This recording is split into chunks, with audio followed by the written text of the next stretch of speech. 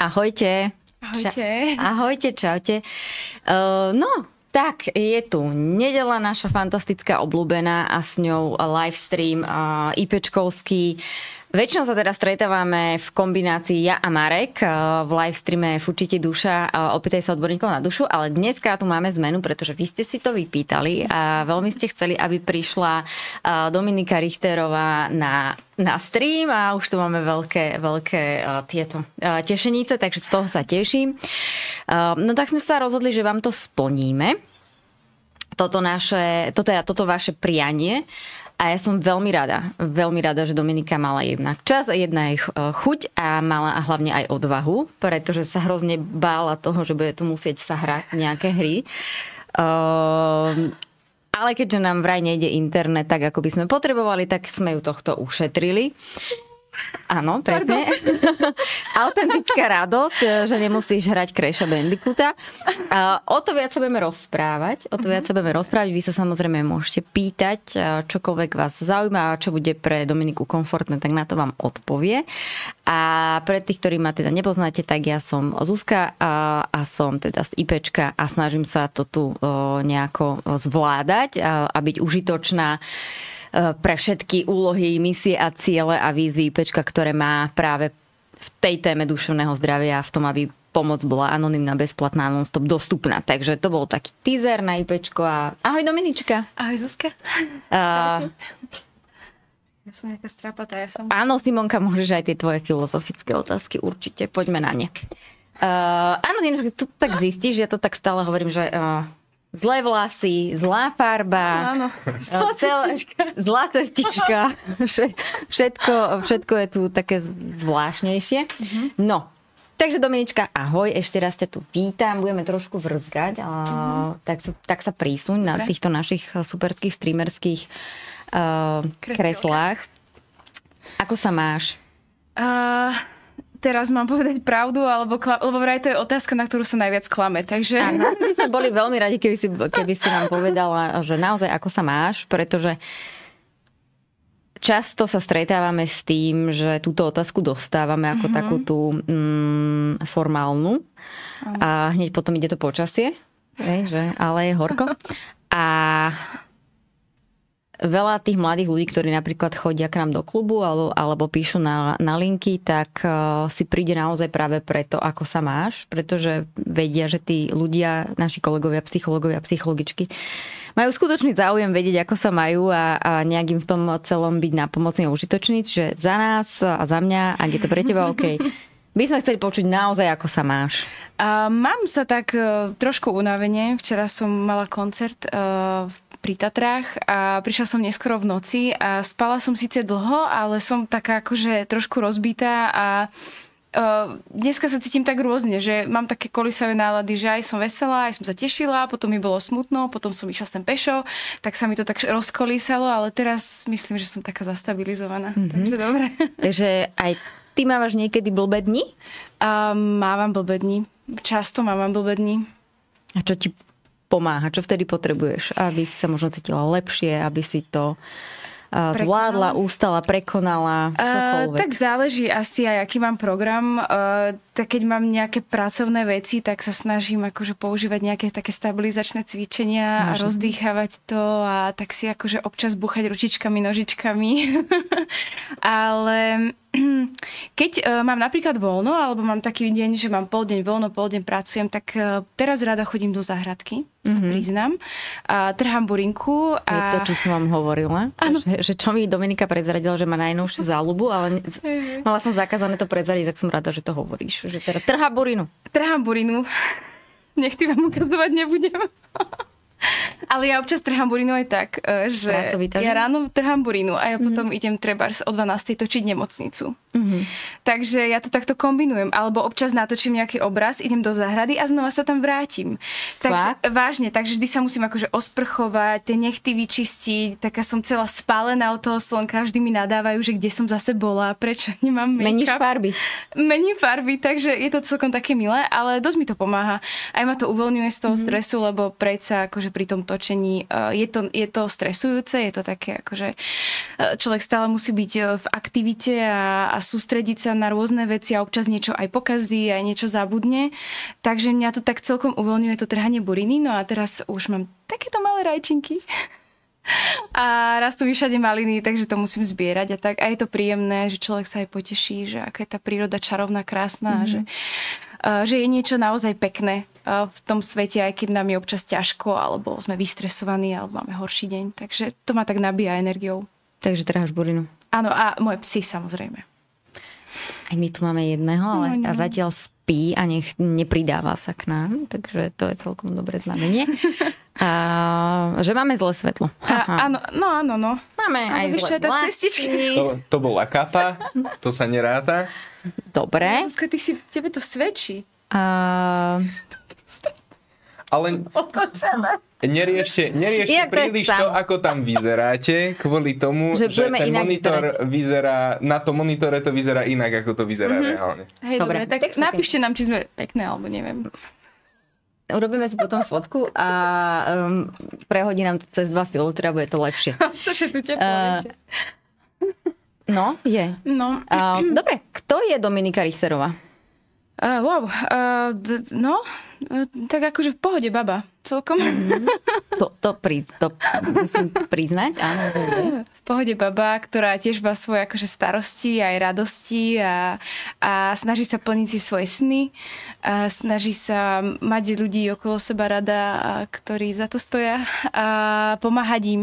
A myslím, že som dosť taká napomáhajúca všetkým okolo seba, takže toto som asi tak ja trošku, ale trošku som to asi aj zdedila, neviem, či to je presne to, čo som, ale zdedila som to určite.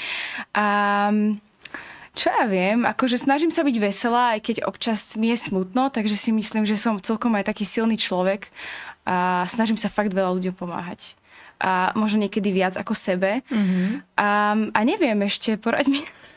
Herečka, speváčka. Ja herečka, speváčka som. No, tak čo si viacej, herečka alebo speváčka?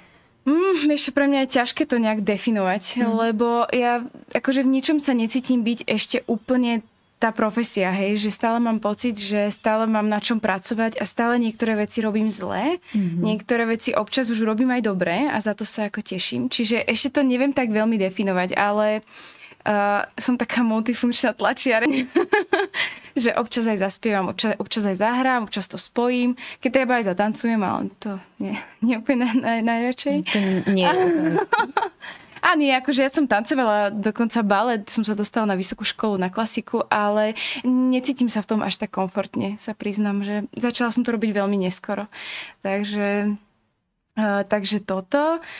Ale vieš čo, asi rada spievam. Asi to mám alebo pochopila som počasie, že to je asi to, čo mi najviac ide a začínam to mať rada. Dlho som to nemala rada. Dlho som bola nútená do toho, aby som to robila. A vlastne v momente, keď som sa tak oslobodila a začala som to vnímať a skúmať, tak som zistila, že to mám vlastne asi najradšej. OK, tak to ma zaujímali hneď dve veci v tom, že že nemala si to rada, pretože ťa do toho niekto tlačil? Alebo si sa tlačila ty do toho? Mala som rodičov, ktorí boli ambiciozní, za čo im vlastne ďakujem, lebo ja som bola typ človeka, ktorého trebalo trošku nakopnúť do zadku. Čiže to bolo fajn. Ale niekedy to preháňali a ja som niekedy mala obdobia, kedy som nechcela. A vtedy, keď to prehnali, tak to nefungovalo. Alebo napríklad bola som... Akože začala si falošne spievať? Alebo že... Nie, skôr som akože zdrhla, alebo nechcela som chodiť na hudobnú, alebo keď som tam aj prišla, tak som sa učiteľke schovávala pod klavír, alebo za sedačku. To si mala koľko? Tak 8, 10, 12, akože v tomto rozmedzi plus minus. To boli také rôzne obdobia, ale hlavne ja som bola stresmen, čiže ja som ťažko zvládala trému a vlastne ja som aj chcela ísť napríklad na vystúpenie, mama mi to vybavila a potom som odtiaľ zdrhla. Alebo tak. Čiže potrebovala som ten čas na to, aby som pochopila, že či ma to baví, či som to asi ja, či je to, čo mám robiť. Takže keď som sa odlúčila od tých rodičov a začala som vnímať samu seba, tak som pochopila, že je to fajn. Dobre. A ako sa ti darilo zvládať jednak tento tlak, ktorý si na seba cítila možno teda aj to, že neviem, či si plnili rodičia na tebe ich sen, alebo len naozaj ťa chceli posunúť. Ale že ako sa ti darilo aj a už takém v tom jemne líznutom tínedžerskom období, kedy naozaj máme pocit, že tí rodičia sú z úplne inej planéty a že potrebujeme ten svet sami pre seba, vyhraniť sa a experimentovať a hľadať si tú identitu. Že ako sa ti to podarilo vlastne zvládať, chodiť treba na tú hudobku, spievať a zároveň mať ten vnútorný boj? Že čo ti vtedy dokázalo pomôcť? Asi by som to musela tak viac nad tým zamyslieť a viac si to tak ako rozobrať do detailov, aby som povedala, že čo mi pomohlo akože to zvládnuť, ale akože to boli také ako rôzne fázy, že ja keď som sa už dostala na konzervatórium, keď ma teda tí naši podporili v tých príjmačkách, tak už som si povedala, že aha, tak nejak to ten život tak ako jak chce, tak idem do toho, akože skúsim tomu čeliť. A bolo to veľmi ťažké, hej, lebo ja som prišla na konzervu, ja som netušila, čo je herectvo. Ja som myslela, že to tam budem mať ako nejaký taký bočný predmet, že tam budem asi iba spievať, ale opačne to bolo. Bolo viac herectva, menej spievania.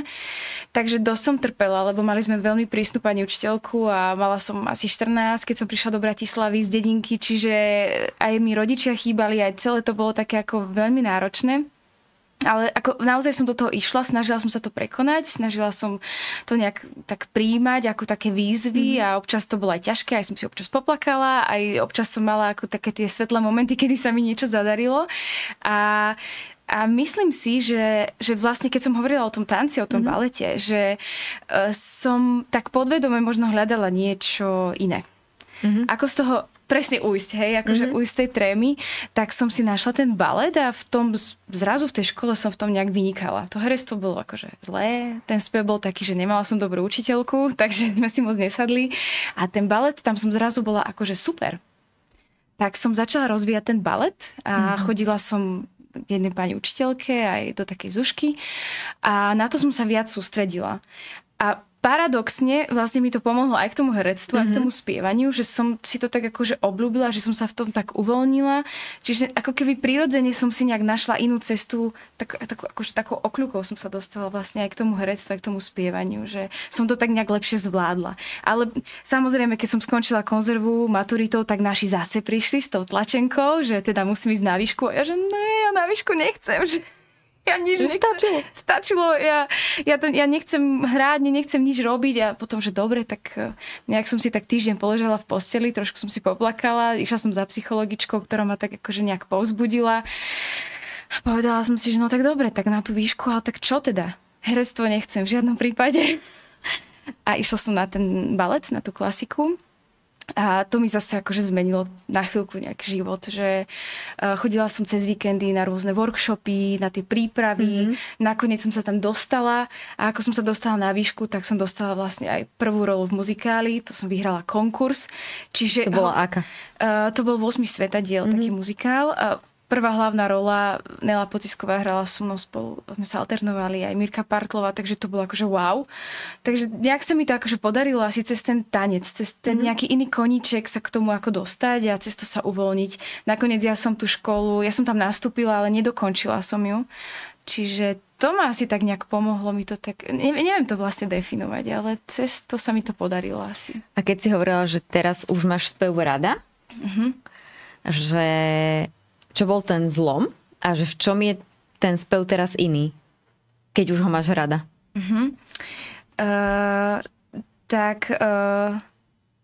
Asi mám pocit, že som trošku musela aj vyzrieť tak ako vnútorne, že mala som tam veľké pochybnosti, moc som si neverila. Pochybovala som o sebe, aj na tej konzervatóriu boli baby, ktoré fakt spievali super, alebo minimálne boli také, že vedeli sa predať a toto som ja nevedela, hej, ja som stále tak o sebe nejak pochybovala. Čiže získavala som skúsenosti, dostávala som rôzne úlohy, neskôr aj v Prahe a iba som cez to išla, že som sa snažila vždy postaviť na to javisko. Chodila som k tej pedagogičke, cvičila som a tým som získavala podľa mňa trošku aj také sebavedomie a istotu na tom javisku alebo istotu postaviť sa pred ľudí. A vlastne teraz mám 33 rokov a mám pocit, že som aj ja už možno vyzretejšia ako žena. A vďaka tým skúsenostiam sa cítim lepšie a viem si dovoliť s tým hlasom pracovať, so svojím telom pracovať, so svojím dýchom a aj možno s trémou, hej, že ešte stále som trémista, to akože ma neprešlo, ale cítim sa v tom tak voľnejšie, čiže neviem. Mám tu otázočky hneď. Aha. Keď sú v nemocnici ľúbostné scény, je to na hrane? Keď sa rozdávajú bosky a objatia, tiež je to hrané? Aha, počkaj, nie je, že či je to na hrane, ale či je to hrané. Aj bosky, aj objatia, alebo si tie objatia viete aj užiť. Toto je nejaká romantička, či? Nezabudka. Len ja nezabudka. No, takto. Akože, čo znamená, že si to ako užiť a čo, že akože je to hrané? No tak je to hrané. Tak akože s niektorými hercami sa nechcete veľmi boskávať a objímať, lebo napríklad si nesedíte ako ľudia, že to je úplne prirodzené. A tak som zažila aj na škole také všeličo. Ale vlastne je to ako súčasť tej profesie, že to mám ako tá postava zahrať, nie ako Dominika. Takže sa na to nejak odhodlám. Ale samozrejme, že tak sú aj herci, ktorí sú sympatickí, akože pekní sú, aj voňajú, aj akože aj sú príjemní, takže... Tak to ide ľahšie. Tak to ide ľahšie. A akože ja sa priznám, že ja sa občas aj hanbím pred niektorými hercami. Akože sa s nimi... Cmučkať. Ani nie, že cmučkať. Vieš čo, stačí im povedať ako niečo také romantické. Ja sa fakt strašne hanbím. A vtedy som to ja ako Dominika, vtedy sa mi veľmi ťažko hrá, takže toto je ešte pre mňa taká úloha, ktorá si ma čaká, ktorú musím ako nejak zvládnuť. Že zlepšiť si ľúbostné scény. Hej, strašne sa vždy začnem potiť. Aj teraz sa potím, fú. Ale tak tu je teplo, preto sa áno, tak... A objímame sa v pohode. A tak my sme v pohode. Hej. Aké sú tvoje silné stránky a v čom sa cítiš komfortne? Wow, dobrá otázka. Silné tu padajú veľmi dobré otázky. A myslím si, že som taká akože odhodlaná, že keď si niečo poviem, že niečo spravím, tak idem za tým. Takže naozaj snažím ísť za tým cieľom a napriek tomu, že to obnáša veľa komplikácií, že sa nevzdávam. A myslím si, že napríklad, keď sú také kritické situácie, tak dokážem mať chladnú hlavu. Že som ten človek, ktorý asi vie poradiť, pomôcť a akože úplne sa nezrúti alebo nespanikári. A čo je ešte také silné na mne? No to som asi povedala, že snažím sa pomáhať všetkým okolo, ktorých mám. Tak sa im snažím všetkým pomáhať. Niekedy asi to na škodu, ale... Mám tú tendenciu. A čo ti dokáže vykúzliť úsmev na tvári? Moji psíkovia. Ale vážne. To je také nefalšované. Keď urobia nejakú srandu, alebo keď mi len tak skočí do postele a nečakám to. Tak, hlavne v noci. Poznáš, hlavne v noci, hej, alebo tak. Dodržuješ nejakú psychohygienu? A s tým súvisí aj otázka, čo prišla na Instagram, že či si mala vyhorenie. Určite dodržiavam, už len minimálne tým, že mám svoju terapeutku, ktorú navštevujem, tak predpokladám, že sa to dá počítať ako psychohygiena. Áno.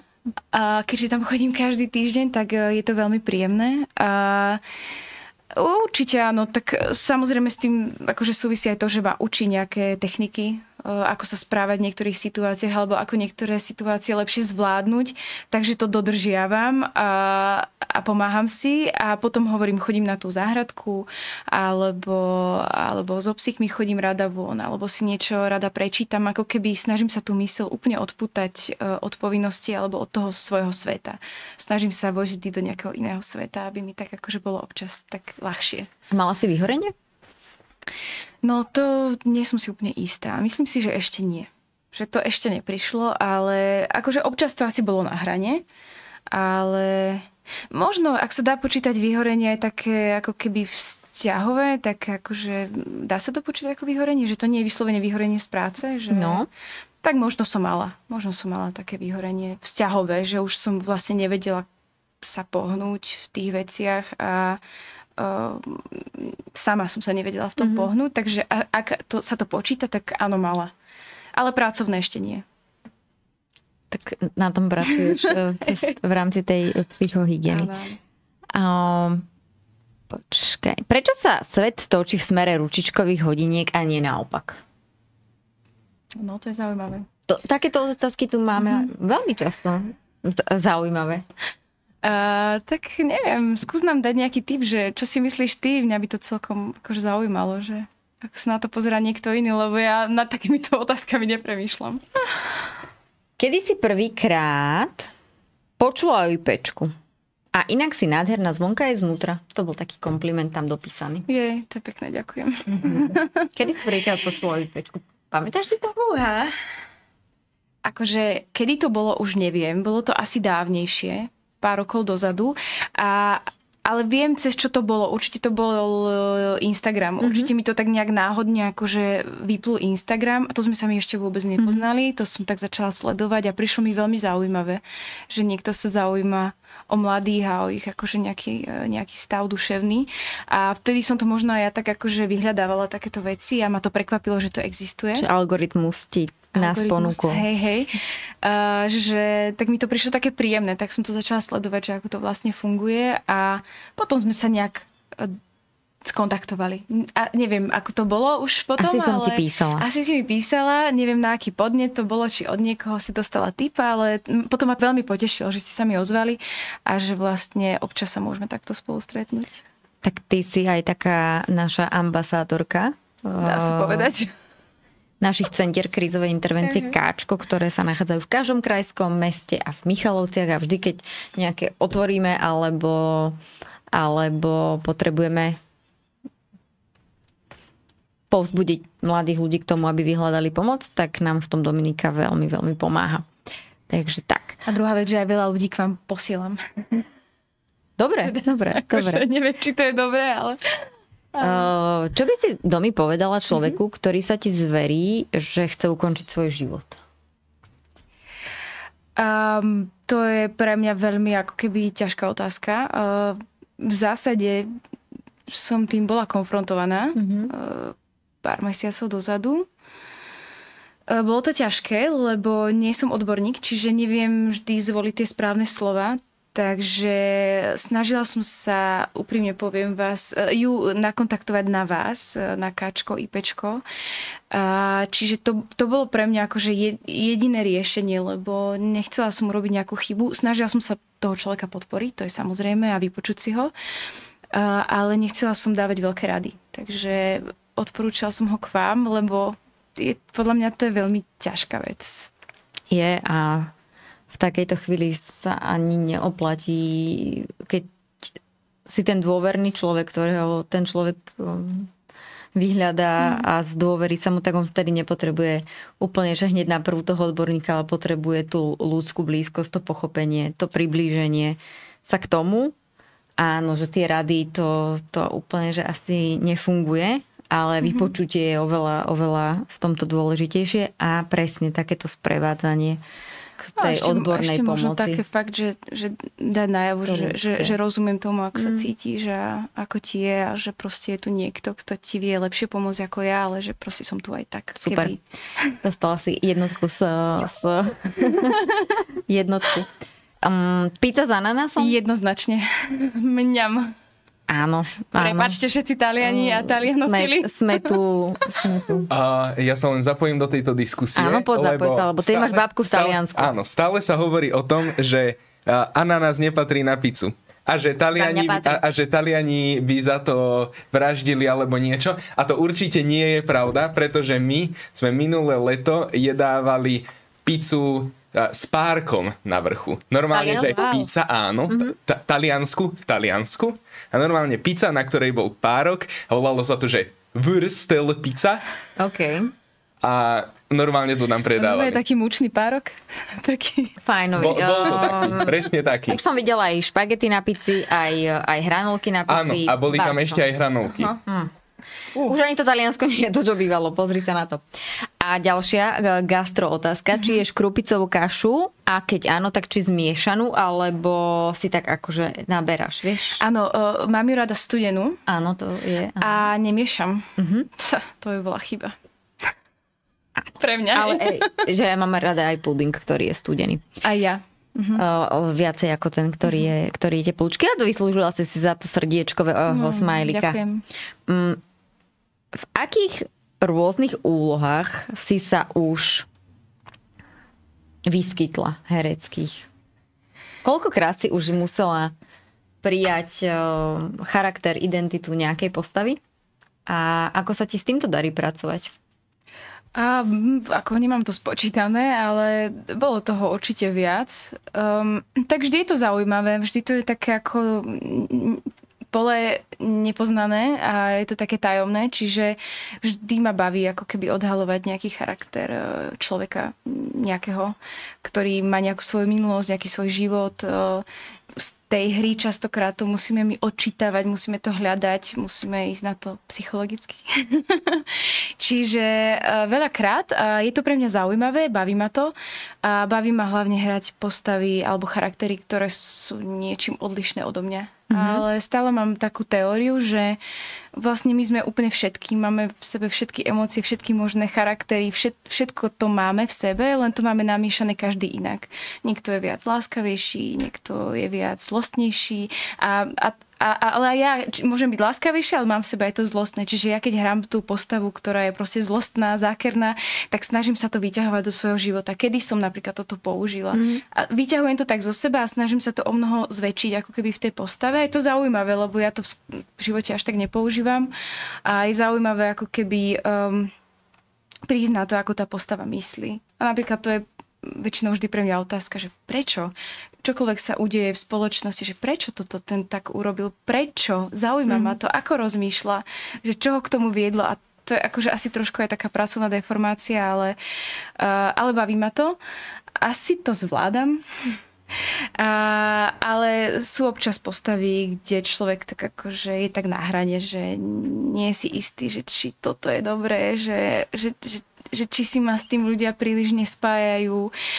Občas sa stane, že tá postava môže trošku preniknúť aj do toho tvojho sveta a vtedy tak akože o sebe môžeš zapochybovať. Už som zažila niečo také.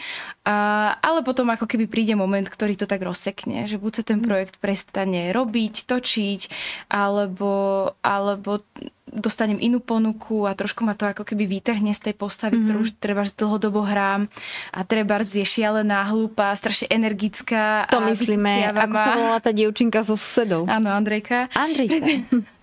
Akože áno, bola vyčerpávajúca, priznám sa. Občas som chodila domov akože po tých 3 rokoch aj s plačom, lebo už fakt toho bolo veľa. A už som niekedy mala pocit, že Pane Bože, ja som už taká hlúpa jak ona, že to už je nenormálne. Ale nie je to tak. Občas tomu človek môže uveriť. Takže a za to je ako keby dobre robiť tú psychohygienu asi aj pre toho herca, aby sa trošku odpútal od toho sveta, ktorý žije v tej práci. Takže... A koľko tým postavám dávaš ty zo seba? Keď už majú nejaký ten nakreslený charakter, hej, alebo sú to aj nejaké postavy, ktoré fakt, že sú historicky známe a už proste boli rôzne, po celom svete sa hrajú, tak je tam stále priestor na to, aby si tam dala ty niečo zo seba? Určite, vždy je na to priestor. Ja si myslím, že tie postavy sú vždy iba o nás. Ako som hovorila, že ako si vyťahujem tie emócie, tie skúsenosti, tie... To všetko do tej postavy akoby vyťahujem, tak vždy je to len moje. Je to môj hnev, je to moje poznanie nejakého druhu hnevu alebo radosti. Čiže vždy som to ako keby ja. A samozrejme má to nejaké mantinely, ale myslím si, že v zásade do toho dávaš celého človeka. Ja si myslím, že bez toho by to ani nešlo. Že keby tomu ten herec neuveril tej postave, tak to nefunguje. Tak si ten divák povie, niečo je také divné, tak zvláštne to hral, že akože dobre, ale niečo mi na tom vadilo, že musí podľa mňa tomu ten herec uveriť. Čiže keby som prišla do divadla na muzikál a hráš ty, tak vidím tú postavu v nejakom proste prevedení, nejakom móde a na druhý deň, keby som prišla a bola by tam Nela Pocisková alebo Mirka Partrová, tak je to úplne iné? Je to určite iné. Hej. Áno.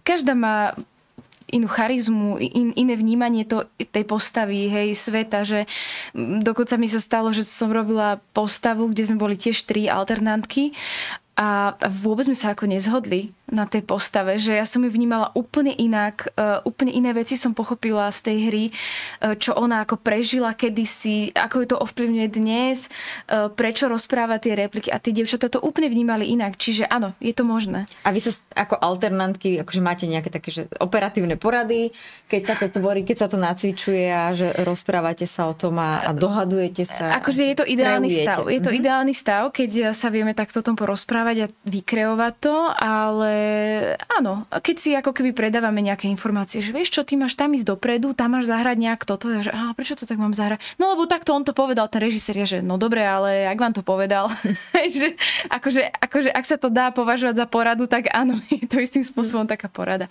Ako mali by sme spolupracovať, je to ideálny stav, lebo za mňa to je jedna postava, na ktorej robia všetky 3 a tá postava má byť akože perfektná v každom prevedení, čiže za mňa je ideálny stav, keď sa vie spolupracovať, ale tiež to vždy nevíde. Hej, sme ľudia rôzni a tak. A tak. To život prináša. Keby si nebola herečkou, čo by si robila? Zaujímavé. No, keďže som mala obdobie, keď som nechcela byť ani herečka, ani spevačka, ale dala som nejaké východiska, tak... Veterinárka si chcela byť? To nie. Vieš čo, bolo to rôzne. Najprv som chcela byť mníška, potom som chcela byť mechanička počítačových sietí a... akože všeli, čo som už chcela byť. Potom som sa dokonca prihlásila na vysokú školu na... teraz som to zabudla. A vieš, že aj reholné sestry musia chodiť na nejakú školu? Asi musia, ale to som bola ešte veľmi malá, keď som mala takéto sny. Hej. Videla si sestru v akcii? To ťa inšpirovalo? Samozrejme. Ešte aj muzikál Mníšky som videla, takže to bolo perfektné. Chcela som... Ježišmaria, úplne mi to vypadlo. A to jedno, mne to napadne. No, nakoniec som sa tam nedostala, lebo som točila, tak som nemohla ísť na príjmačky na druhé kolo, takže to som zvedavá, keď si spomenieš. Logopédia, áno. Prepáčte, úplne mi to vypadlo na logopédiu. Ale tam sú veľmi náročné príjmačky. Náročné príjmačky, dostala som sa do druhého kola, ale ako hovorím, točila som a úplne sa to nedalo zrušiť. Ale bolo to zaujímavé, akože prišlo mi to... Tá škola má taký naozaj záber akože rôznych predmetov a akože človek sa asi vie nasmerovať na rôzne potom smery. Takže mi to prišlo zaujímavé, ale nejak ma to asi nečakalo. Točila som. Ty si speváčka, hrávaš koncerty s kapelou. Áno. Si muzikálová herečka, si herečka, hrávaš divadlo. Hrávaš v seriáloch. Áno. Si hrala aj vo filme? Ak sa ráta spievankovo ako film, tak áno. Nie, takom... Nie. Si hrala spievankovo? Hej, ty nevieš? Neviem. Ako si hrala? Ježura Evelina. Prosím ty si Ježura Evelina? Som vedela, že to budeš vedieť. Áno, ja som Ježura Evelina. S tým kobercom na hlave, hej. Tak to musím spozrieť inak. Dobre.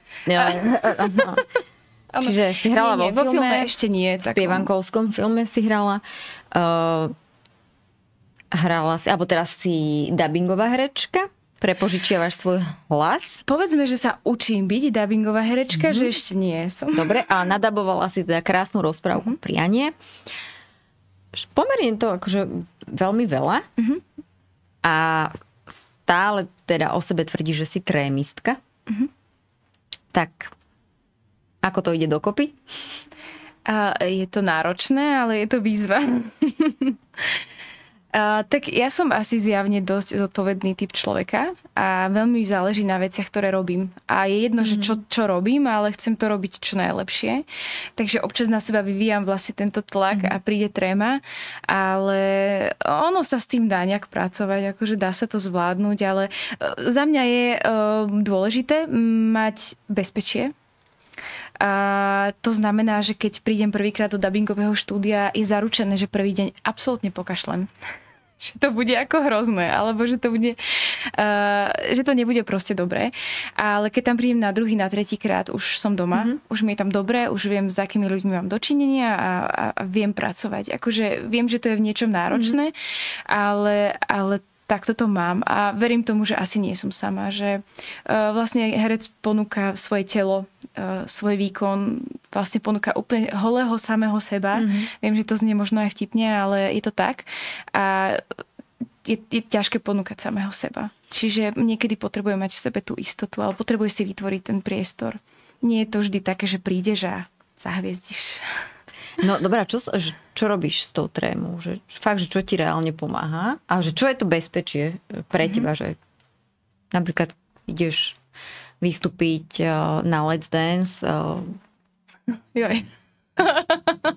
spievaš Mariku Gombitovú a teda vieš, že je to jedna z najsledovanejších relácií a tak. A toto všetko, že čo je pre teba v tej chvíli to bezpečie? Ako si ho vieš vytvoriť? A fakt, že ako máš nejakú fintu na tú trému? Lebo vtedy asi neodbehneš si trhať burinu. Nie. To môžeš dať za odmenu potom, ale že čo je pre teba naozaj to... Ako to vyzerá to bezpečie? Tak akože konkrétne chceš pomenovať túto situáciu, ktorá sa odohrala v tom Let's Dance, alebo tak celkovo? Tak celkovo. Asi bolo to pred Let's Dance a po Let's Dance. Pred Let's Dance to bolo úplne iné, ako je to po Let's Dance. Lebo nejaký milník. Milník to bol veľký. Vzhľadom k tomu, že som nečakala takýto ako úspech, tak som sa tak vystresovala, že som mala pocit, že v živote nevidím na javisko. V živote neviem zaspievať tak dobre ako tam. Čiže začala som na tom pracovať a moja šikovná terapeutka, úžasná, skvelá, najlepšia na svete, vymyslela pre mňa taký ako hravý spôsob, že ako s tým pracovať. A cez rozprávku v hlave, tam sú také tie emócie, také príšerky. A ja som si vlastne vytvorila také farebné guličky, s ktorými pracujem. Fyzicky máš také guličky? Nie, v mojej predstave sú to také guličky. Jednu mám v krku, jednu mám v hlave, jednu mám tuto akože v brúšku a vždy si pridávam guličky, keď niečo nové potrebujem. Napríklad, keď som prišla do dabingu, tak som mala stres toho, že neviem artikulovať, že sa mi pletie jazyk, tak som si vytvorila novú guličku zelenú a tá bola gulička, ktorá zabezpečovala to, aby každé moje slovo bolo presné, jasné, čisté a dávala mi istotu. Takže samozrejme, každá tá gulička je vtipná, nejak vyzerá, má nejaké oči. Napríklad mám takú guličku, neviem, či to môžem povedať. Môžem. Volá sa, že fakerka. Taká šedá a krúži okolo mňa a tak akože ukazuje to gesto. Keď napríklad prídem niekde, kam mám strach z nejakých ľudí alebo viem, že tí ľudia ma nejak hodnotia, súdia, tak použijem túto guličku, ktorá okolo mňa tak akože chodí a je strašne vtipná a tak kýve tým prstom a tak vzájomne sa na sebe smejeme, že je to vtipné, že no proste akože pracujem s takýmito vecami, abstraktnými, áno, predstavami a to mi nejak pomáha to celé zvládnuť. A samozrejme musím zhlboka dýchať, to všetko akože funguje, hej. Nádych, výdych, klepkanie, pravá, ľavá ručička, alebo nožička, alebo chôdza. Takže toto mi veľmi pomáha to celé zvládať. To som dovtedy nerobila. Dovtedy som bola asi taký prirodzený mechanizmus sa dial, že predtým, než som vyšla na javisko, som vedela, že príde veľký plač, akože veľký stres a veľký plač. Musela som sa vyplakať, akože vážne. Normálne som sa vyplakala a vedela som, že som v pohode a môžem ísť na javisko, že to Išlo zvládne. to von. Išlo to von. A akože tá malá Dominika sa tak akože uvoľnila, to bábätko, to dieťatko, čo mám v sebe a potom som vyšla ja akože ako veľká Dominika, ktorá už vie, čo má robiť a vie, ako má spievať a vie, že to ako úplne zvládne. Čiže takýto mechanizmus bol predtým. Niekto bol spomínané, že máš aj obranný mechanizmus smiech. Áno, to je pravda. Hej. Díky, že to vidíte. Ako ja sa s tým snažím bojovať, ale veľmi mi to nejde, no. Sa smej, veď to je pekné. Čo je pre teba v živote v práci najťažšie? Má tvoja práca nejaké negatíva?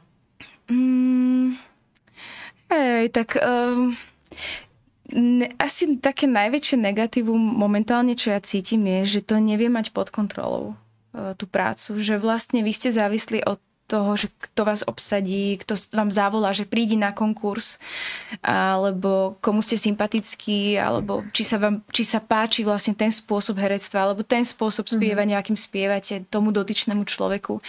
Že neviete to mať pod kontrolou. A neviem, či to je aj v iných prácach, profesiách, neviem, ale toto ja cítim ako také...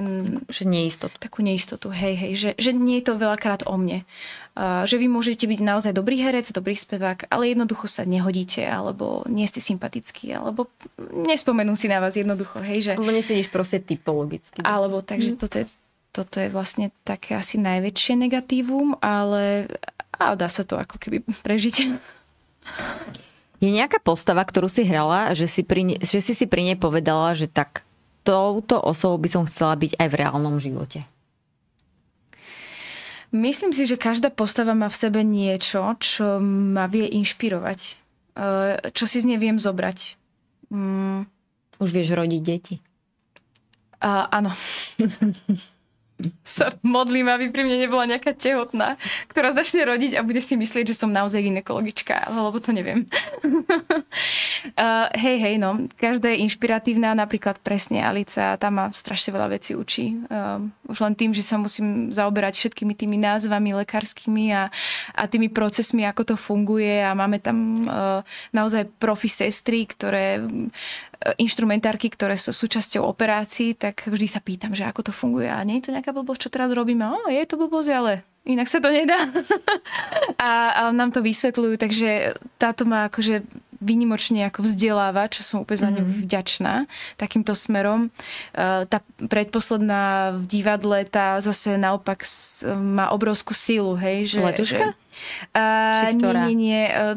To je z muzikálu Význanie a to bola baba, ktorá akože má obrovskú silu, hej, že celý život vedela, že trpí smrteľnou chorobou a bola úplne úžasná, snažila sa ako žiť a naplno a bola kreatívna, bola to návrhárka a robila všetko preto, aby si ten život naplno užila. Strašne ako silná osoba, čo je pre mňa veľmi motivujúce.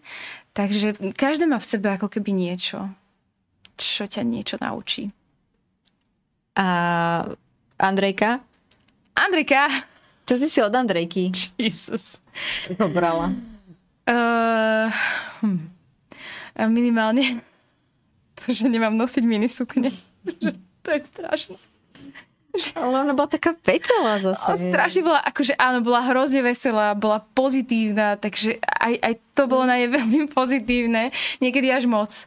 Ale na nej mi napríklad hrozne vadilo to, ako na ňu reagovali muži, čo teraz ako nemyslím nejak zlom, ale naozaj odtedy akože sa snažím byť tak akože viac decentnejšia a ja v živote, lebo mám pocit, že si ma s ňou potom ako keby spájajú a nie som ja úplne Andrejka. Bola si mne hrozne dlho v tej postave. Dlho, áno. Áno, že asi aj iným hercom sa stáva, keď hrajú nejaké negatívne postavy, že im vynadajú ľudia na ulici, že áno. Prečo to urobili, prečo sú takí hnusní. Tak mala si aj ty toto s tou Andrejkou, že niekto fakt, že chodila si po svete a popiskoval po tebe?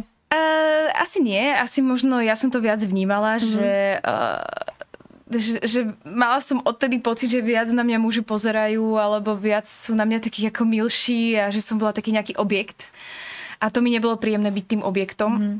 Už na tom pláci som sa cítila ako objekt, ale to bol môj pocit, hej, že to asi nebol možno pocit tých ľudí okolo, ale môj pocit, že ja som s tým bojovala.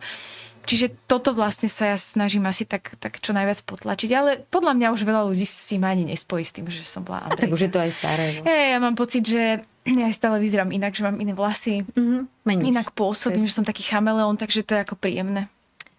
A z Einsteina si čo odniesla? Einstein sa to volá, Einstein. Nie? No, tam to bolo skôr ako, tam si zmenila vlasy. Tam som zmenila vlasy, bolo to super. Ale tam, vieš čo, tam skôr som si odniesla také skôr do profesie veci, že tam som dostala 3 roky som točila susedov a potom som prišla točiť úplne iný formát. A bola som si totálne neistá. Akože ja som bola úplne hotová z tej postavy. Ja som mala pocit, že to nedokážem zahrať, že nevedela som, ako to mám robiť. A tam som bola si veľmi zneistená a to ma utvrdilo len v tom, že musím na tom pracovať, na vlastnom nejakom sebavedomí alebo nejakej sebaistote. A veriť si v tom, lebo len vtedy, keď akože si verím aj ja a keď verím v tej postave, tak to môže fungovať. Takže tam som cítila, že mi to nefunguje, že s tým veľmi bojujem a vtedy, keď sme to dotočili, som si povedala, viem, čo mám urobiť. musím nájsť terapeuta, niekoho, kto mi pomôže zvládať stres, možno nájsť samú seba, akože pochopiť, kto som, kde si verím, v čom som dobrá, kde to zase ako nefunguje. A to bol taký milník pre mňa a som zaň veľmi vďačná, lebo... To bola hneď moja otázka, ktorou som chcela nadviazať na to, že čo sa vlastne udialo v tom tvojom svete, alebo kedy prišiel ten zlom, že si povedala, že do svojho života prizveš cudzieho človeka a začneš s psychoterapiou, alebo teraz pracovať na sebe vďaka psychologičke, psychologovi. No, bol to moment... Ja som mala taký rok, kedy môj ocino chorel a s ním ako keby boli spojené rôzne veci už v minulosti, také veľmi ťažké a traumatické, ešte keď som bola dieťa, ktoré som nikdy neriešila s terapeutom. Ani naši asi o tom nemali nejakú edukáciu, že to existuje, ani ocino to neriešil, nikto v našej rodine to neriešil, tak sme s tým nejak ako prechádzali s pocitom, že sme ako veľmi silné. A toto ako keby bolo niekde tak pod povrchom. On potom ako keby ochorel a ja som sa mu snažila zohnať lekárov, psychológov, všetko možné, čo bolo treba. A mala som veľký pocit, že som v tom sama. A dokonca niekedy sa mi nedarilo zohnať toho lekára, čiže som mala pocit, že som akože neschopná, že to ako nezvládam. Do toho som mala vzťah, ktorý nejak akože pokulhával, kde ja som sa chcela nejak posunúť a ono to nefungovalo. Do toho som strašne veľa hrala predstavení, skúšala som predstavenia a hromadilo sa to. A išla som cez Vianoce na dovolenku do Kolumbie, aby som teda akože to všetko tak nejak vydýchala, predýchala a ako som sa vrátila, tak to proste prdlo a ja som 3 dní plakala a nevedela som, čo mám so sebou robiť. Napriek tomu, že som bola teda akože oddychnutá, mala som veľké zážitky, tak to proste ako buchlo. A vtedy som vlastne písala tebe, či mi vieš poradiť, čo mám robiť a dostala som sa na terapiu a vlastne to bol ten moment. Akože asi to nie je správne čakať na taký moment. Asi je lepšie to riešiť skôr, keď sa človek cíti, že už je v tom nekomforte. Ale zjavne som to tak potrebovala. Asi som to nevedela predtým lepšie. A čo tvoje okolie na to, že ty chodíš k psychológovi? Vieš čo? No, neviem, že či boli nejaké negatívne reakcie. Minimálne ja sama o tom neviem. Možno si to medzi sebou akože nejak hovorili. Ale musím povedať, že reakcia môjho okolia je veľmi pozitívna. Že mám pocit, že vidia v zmenu. Aj keď ja veľakrát mám pocit, že že žiadna zmena, nezvládam to, alebo nie je to tak ešte, ako by som chcela, ale oni vidia zmenu. A vidí zmenu aj moja sestra, aj moja mamina, asi aj ocino. A zrazu ako keby, napríklad moja sestra ma požiadala, či jej môžem pomôcť s vyhľadaním terapeuta. Čo je za mňa akože úžasná vec, lebo ja som im dlho ako toto odporúčala a dlho mali pocit, že to zvládnu, že sú strašne silné, čo aj sú, to je pravda. Ale vyhľadala terapeuta a vidím na nej, že je tam obrovský pokrok. Akože tá zmena toho správania, zmena ako zvládania tých vecí jednoduchých, obyčajných, hej, že je úplne iná. Takže myslím si, že boli pozitívne. Aj mám pocit, že zrazu si viac verím, že môžem urobiť rozhodnutie, ktoré by som kedysi neurobila, lebo by som sa ho bála urobiť. Lebo je to rozhodnutie niekomu povedať nie. Alebo postaviť sa za samú seba. Takže ja to berem veľmi pozitívne. A ako keby nechystám sa skončiť s terapiou. Čo je to taký tvoj životný štýl? Je to ako keby čas strávený pre mňa, venovaný mne samej a keď vidím, že sa to proste hýbe a že ešte je veľa vecí, ktoré musím poriešiť, tak to chcem v tom živote.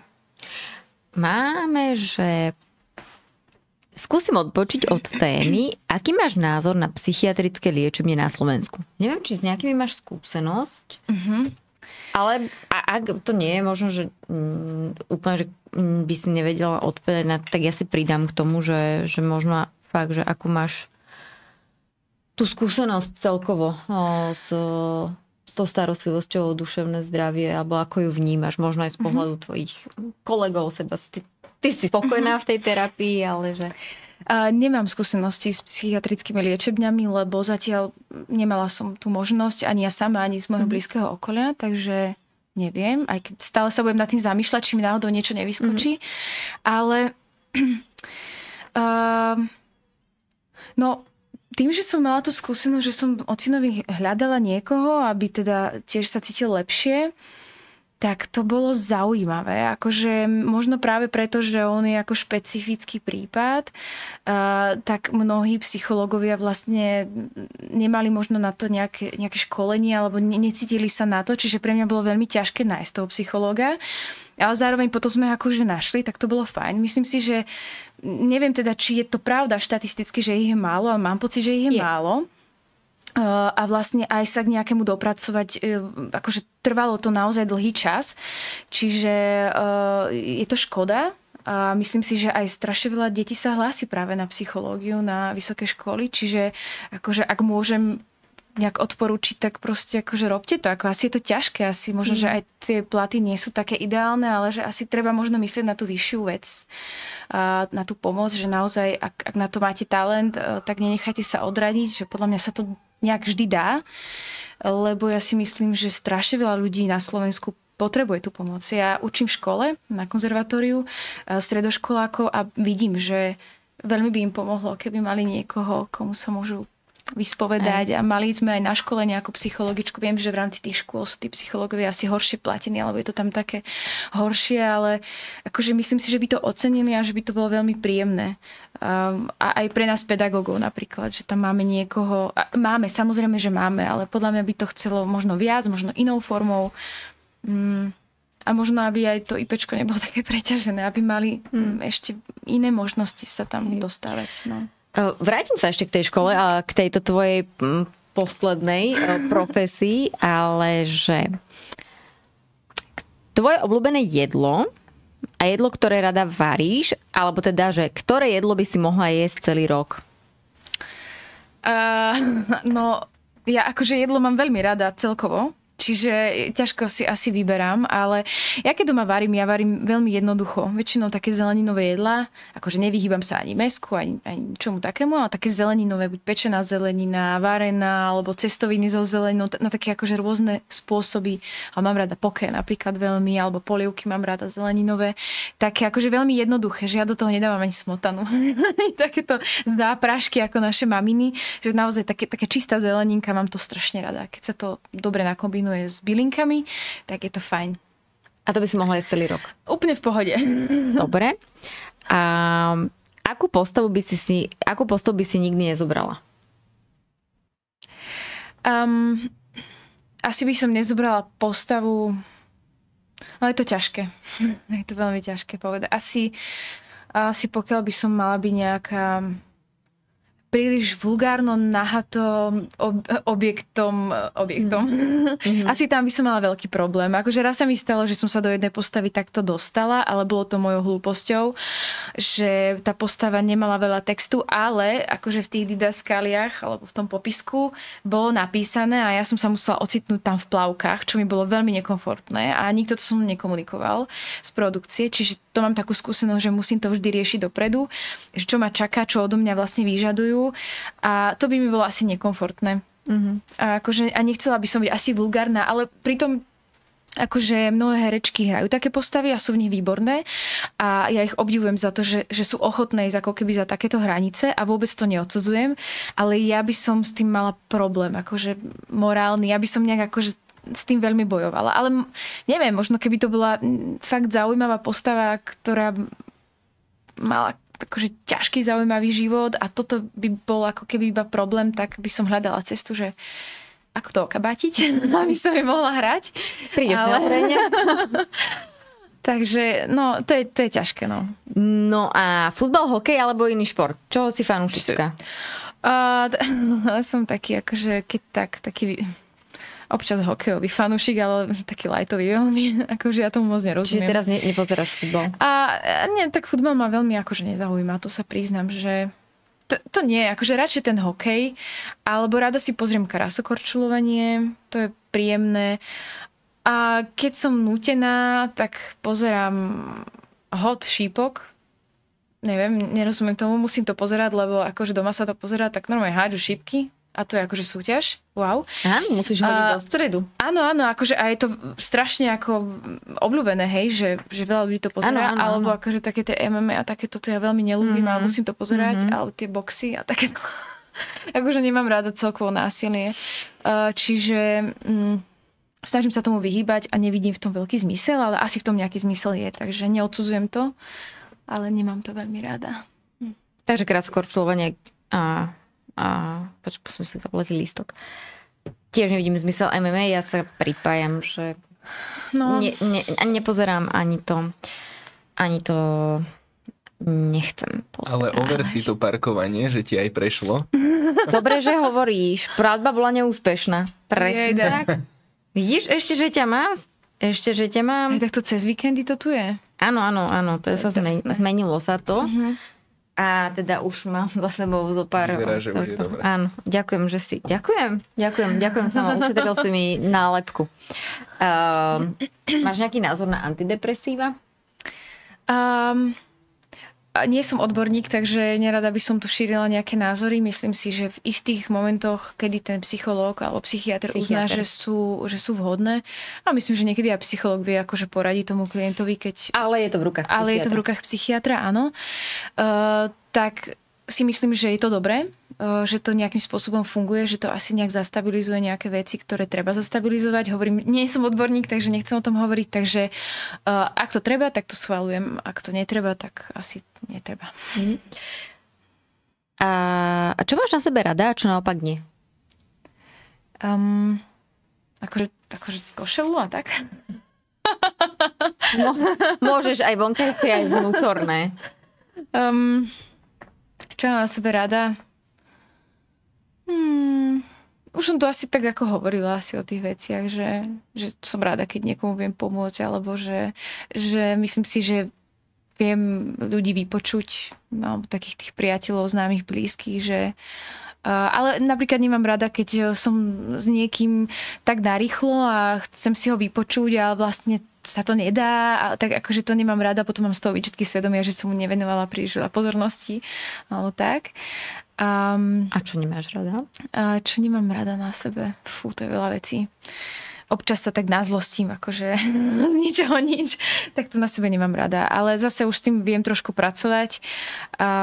Nemám rada, keď si niečo zaujmiením a strašne hneď rýchlo to potrebujem vyriešiť. Ale aj s tým sa snažím pracovať, takže takéto veľmi veci v afekte nemám rada na sebe. Dobre, tak zabrdíme ešte do toho školského sveta. Teda si aj učiteľkou. No. A čo učíš? Učím herectvo, umelecký prednes na konzervatóriu a súkromne učím spev. Či si stretávaš s mladými ľuďmi? Už si tiež tak trošku načrtla, že vidíš, že im nie je úplne že dobre. Tak čo by potrebovali? Čo by potrebovali možno aj v tom školskom prostredí podľa teba na to, aby sa cítili v pohode? A asi sa nezmenilo nič od čias, kedy si ty študovala, že ten tlak na ten výkon tam asi je stále veľmi intenzívny. Takže čo by tento typ škôl alebo tento typ mladých ľudí, ktorých ty tak dobre poznáš, potrebovali na to, aby možno boli odolnejší, aby mali tú pomoc, aby pracovali s tým vnútorným kritikom, ktorého v sebe majú, s tým tlakom toho okolia. V čom ty vidíš tú potrebu a tú zmenu? Tak je to stále iba môj názor. Akože je to tak, že na tej umeleckej škole vždy bude ten tlak. Akože nech ste akýkoľvek dobrý pedagóg, vždy je tlak. Hej, že aj na nás je tlak, aj na tie deti musíme vyvíjať tlak zároveň. Ich máme v ročníku veľmi veľa, máme ich 27, čo asi na normálnej škole je to bežné, ale u nás by sa uživilo tak 5. Takže 5 je reálne číslo, ktoré by v tom ročníku malo byť. Hej? Ale máme ich veľa. Čiže ten tlak je potom o mnoho väčší, vyšší, čiže akože ja by som privítala, keby sme ich mohli naberať menej, aby mali aj oni ten komfort, aby sme sa im mohli venovať aj po tej profesnej stránke, aj po tej osobnostnej, aj akože všetko, hej, to spolu súvisí. Čiže to je prvá vec. A druhá vec, že už keď to takto je, tak myslím si, že Mali by mať asi väčší priestor presne k tej psychohygiene. Že ja si myslím, že v rámci tej školy, ja neviem, či to už by mal byť predmet, alebo by to malo byť nejaký priestor, kam oni budú chodiť, ako máte Výmachovisko, alebo všetky tieto kluby, kde majú možnosť sa o tom rozprávať s niekým, kto tomu aj rozumie, aj zároveň je psychológ, čo je asi ťažká kombinácia, ale akože minimálne ten psychológ určite super. A mali by to na takej dennej báze, že hoci kedy by tam mohli prísť. Akože ja viem, že tí psychológovia sú na škole, ale častokrát je to také zapeklité. A možno by mali mať aj hodiny navyše s nami, ako s pedagógmi, ktorých učíme ten predmet, hlavný predmet herectvo, aby sme mali napríklad hodinu na to, že sa len rozprávame o tom procese, o ich pocitoch, o tom, ako im to nejde, ako sa cítia nekomfortne, keď idú na javisko, a na to my nemáme priestor.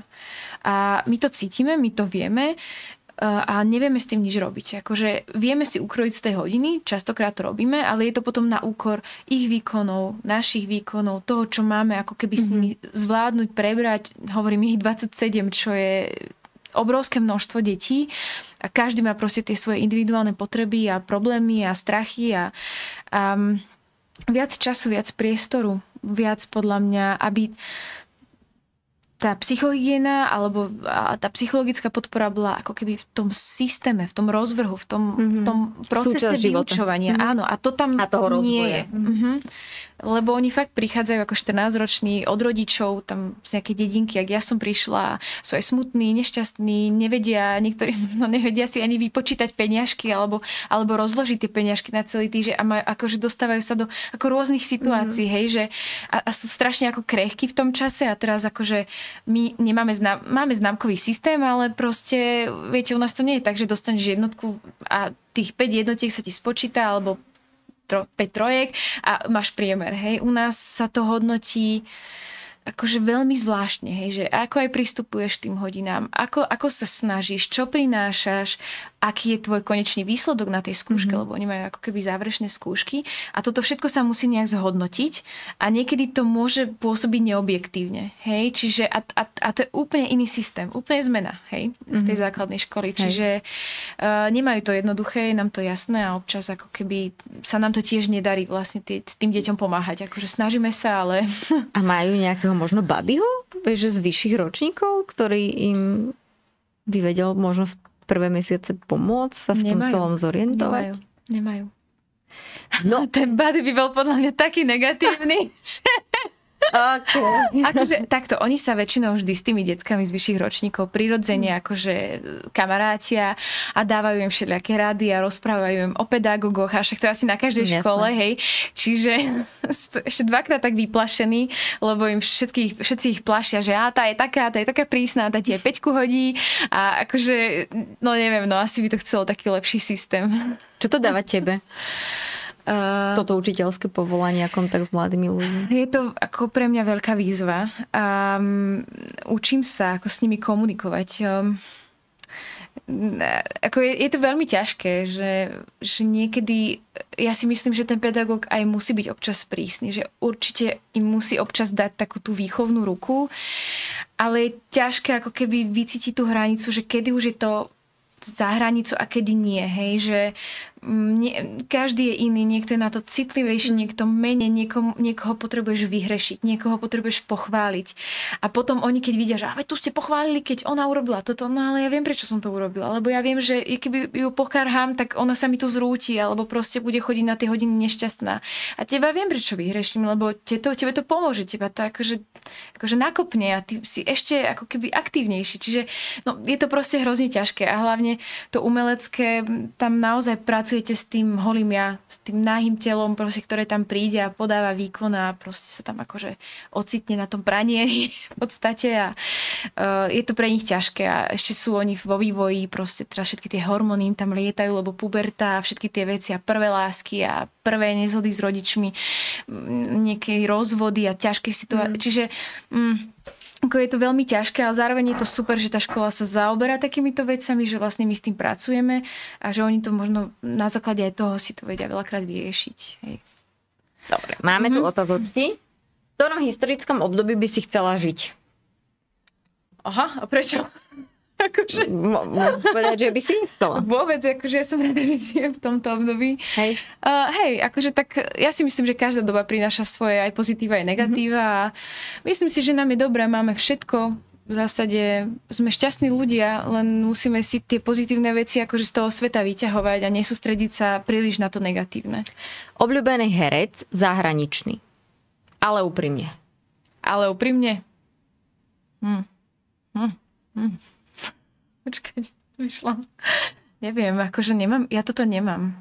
Ja nemám, že obľúbených hercov a herečky a proste... Tak tento hrá v tomto filme, tak ten si pozriem kvôli nemu. Máš? To nemám. Ale mi asi tak nenapadne.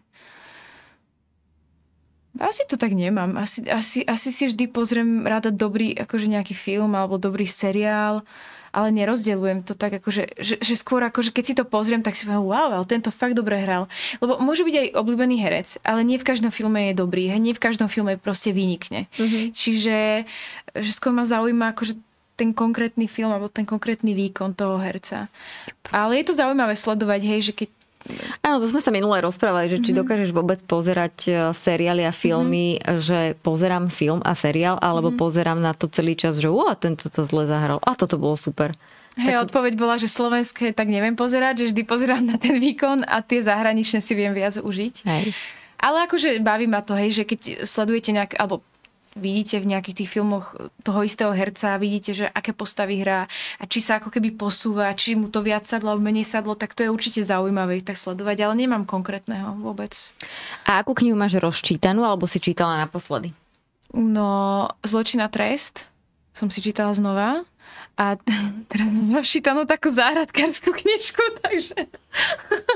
takže to je nič. Prídeme k tebe na informáciu o tom, ako sadiť a polievať kvety. Presne tak. Moja posledná otázka. Akou Dominikou Richterovou sa plánuješ stať, byť, ja neviem, v nejakom najbližšom horizonte? Aj vďaka tomu, že teda máš tú podporu psychoterapie. Že aký je ten... Kam sa chceš ďalej ešte posunúť? Akože chcem byť dobrá mama. A akože vy ste proste mladí, tak vás to nebude zaujímať, ale ja chcem byť fakt dobrá mama a chcem byť mama, ktorá bude fakt oporou aj tomu pubertiakovi. A akože asi budem robiť chyby, nie som v tom naivná, ale chcem akože byť taká tolerantná, vnímavá a mám pocit, že potrebujem prejsť ešte veľa vecami v tej terapii, aby som vlastne taká dokázala byť. Takže to je pre mňa taká silná motivácia, že ak to raz v živote príde, aby som vedela vždy tomu dieťaťu podať ruku a nejak to nesúdiť a pomôcť. Čiže toto je pre mňa v tomto. A určite mám veľa vecí, ktoré by som ešte chcela zmeniť. Hej, ako reagujem na niektoré situácie, alebo občas viem byť žiarlivá, tak akože chcela by som to vedieť viac zvládať, hej, sama v sebe. Chcela by som byť úplne stotožnená sama so sebou, so svojím telom, s tým, aká som, ako pôsobím na druhých. Akože tieto veci, že chcela by som to len posilniť, aby to ako keby vo mne rástlo, aby som bola akože viac v pohode. Baba. Jak som? To asi v pohode, baba, ale pracuj, ak máš tento cieľ. Dobre, a tak teda, povedala som, že to bude posledná, ale ešte tu je taká jedna, že taká bulvárna. Či ťa nejaký herec teda priťahuje? Sorry za otázku na telo. Akože slovenský? Môžeš to asi nestihne odpísať, ale jasné. Tak. Môj frajer. Počkaj. Tak už povedz teda, kto je tvoj frajer. A nie. Tak jasné, že akože to sa stane, že akože, no stane sa to, že vás nejaký herec akože... Zahraničný môžeš. Príďte. Sorry, tak som ešte nestretla. Dobre, do slovenských máme, je to tvoj frajer. Je to môj frajer, ale tak akože pohode, aj ten Braňo Dejak je v pohode. Môže byť. Sympatiak. Akože je sympatiak, že keď bol slobodný, však prečo nie? Akože asi by som išla na rande, ale teraz to nehrozí. Nie. A zo zahraničných máš nejakého takého, že sa rada pozrieš? Že ti je sympatický? Fyzicky? Čiže nevieš, aký je, lebo však poznáš ho iba v tých rôznych postavách. Ale neviem jeho meno. Akože viem, že to je nejaký Robert, ale hral Ironmana. Viete, taký ten fuzatý. Taký ten Ironman. Okay. Bol sexy, akože neviem, ak sa volal. Zabudol som. Robert Downey Jr. Áno. Díkyčko. Fúha, tak či máš kyslú alebo zasadí do pôdu? Aha, máme tam ihličnaté stromy, takže pod ním je prirodzene kyslá, ale inak asi zasedí tá v pohode. Používam kompost, takže na sedenie. Tak. Takže záhradkársky špeciál sa končí a ďakujeme vám veľmi pekne. Ešte stále je teplo? Strašne som spotená, teplo tu je. Prepač. Tak na budúce to bude riadne ste ma pogrilovali, hej, úprimne. Myslím, že boli celkom aj zlatí a slušní. Ďakujem vám veľmi pekne, že ste tu dnes s nami boli, že ste prišli, že ste sa pýtali. A pýtali ste sa veľmi zaujímavé veci za mňa. Aj za mňa, ďakujem. A bolo to veľa o tebe ani o bulváre. takže dúfam, že ti tu bolo s nami dobre. Alebo teda však povedz, ako ti tu bolo. Bolo mi s vami výborne a bolo mi teplo. Dúfam, že som odpovedala na všetko, čo ste chceli vedieť. A už ste tu chvália. Pozri, to je krásne. Ja, vy ste super. Áno, Zuzka je super. Vy ste zlatička. Milujem tieto nedele na tomto našom streame. Ďakujeme vám. Nezabudnite na jednu podstatnú vec, ktorá tu odznela niekoľkokrát, že nezostávajte na to, čo prežívate sami. Doprajte si, aby to bremeno niekto chvíľočku s vami niesol. Je to oveľa ľahšie. A tuto idú tie naše linky. Urobiť si dnes ešte radosť. Áno. To si urobíme nejakým spôsobom. Máš v pláne niečo? Čím sa odmeníš za to? Idem kúpiť cestoviny a toaleťak, ale budem radosť, lebo vy tiež vždy zabudnem kúpiť toaleťak, takže... A to sa pekne zase. A vážne, ja som hrozná, ja vždy na to zabudnem, takže pre mňa to bude obrovská radosť, keď to dokážem dnes. Hlavne tá radosť na tom miestku, keď ho tam nájdeš, keď budeš potrebovať. Dobre. Majte sa dobre. Stále tvrdím, že tu bolo dneska nejaké divné svetlo. Alebo naše vlasy boli divné. Strašne spotené. Teším sa na vás opäť v nedeľu s Marekom. Fúčite duša. Popremýšľajte, že koho by sme sem ešte mohli dotiahnuť. S kým by ste si chceli takto pokecať. A vo štvrtok sa dúfam vidíme na live streame Nevypočutý, kde budeme odpovedať na otázky z online vyfrustrovača. Takže toľko. A inak je tu stále Discord, pondelok, utorok, streda s Nikou a s Dorkou a kluby sú otvorené od stredy, streda, štvrtok, piatok, sobota, program Psychológovia Káčko, keď potrebujete, telefon, chat, e-mail a video v non-stop režime. Takže majte pekný týždeň a urobte aj vy niečo pekné pre seba. Áno, čaute. Ďakujem.